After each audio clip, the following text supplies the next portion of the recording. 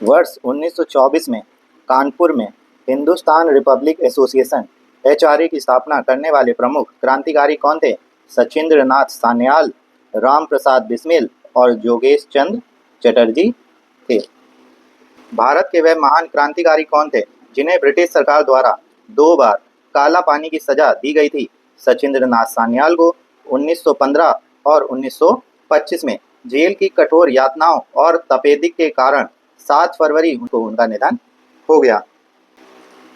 Kakori train action जिसमें सचिंद्र नाथ सान्याल शामिल थे किस वर्ष का है? 9 अगस्त 1925 का, उत्तर प्रदेश में लखनऊ के पास काकोरी गांव के पास।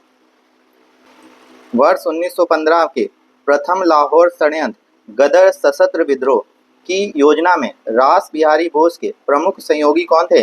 सचिंद्र नाथ सान्याल, विष्णु गणेश पिंगले और करतार सिंह सराभा थे।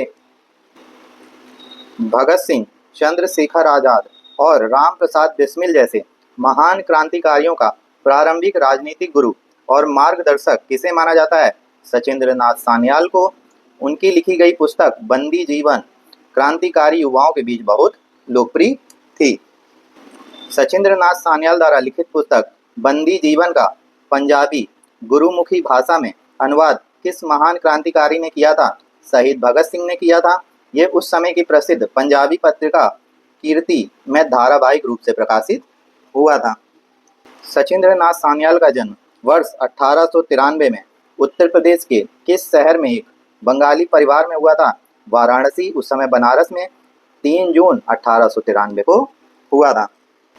क्षय रोग टीबी से पीड़ित होने के कारण अंतिम समय में उन्हें किस जेल में रखा गया था जहां 1942 में उनका निधन हो गया था? गोरखपुर जेल में। 7 फरवरी 1942 को उनका निधन हो गया। सचिंद्र नाथ सान्याल की प्रसिद्ध पुस्तक बंदी जीवन मूल रूप से किस भाषा में लिखी गई थी? बांग्ला भाषा में। बाद में इस पुस्तक का हिंदी और अन्य भाषाओं में अनुवाद किया गया।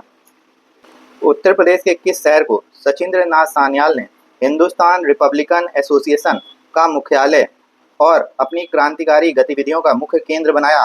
कानपुर को। एचआरए की स्थापना अक्टूबर 1924 में कानपुर में हुई थी। क्रांति केवल रक्तपात नहीं है बल्कि अन्यायपूर्ण व्यवस्था का पूर्ण परिवर्तन है। यह वैचारिक दर्शन एचआरए के द रिवॉल्यूशनरी पैम्फलेट में किसने लिखा था? सचिंद्र नाथ सान्याल ने। ये घोषणा पत्र 1 जनवरी 1925 को सचिंद्र नाथ सान्याल द्वारा लिखा और प्रकाशित किया गया। आज का प्रश्न, वर्ष 1913 में पटना में अनुशीलन समिति की एक शाखा की स्थापना किसने की थी? Thank you.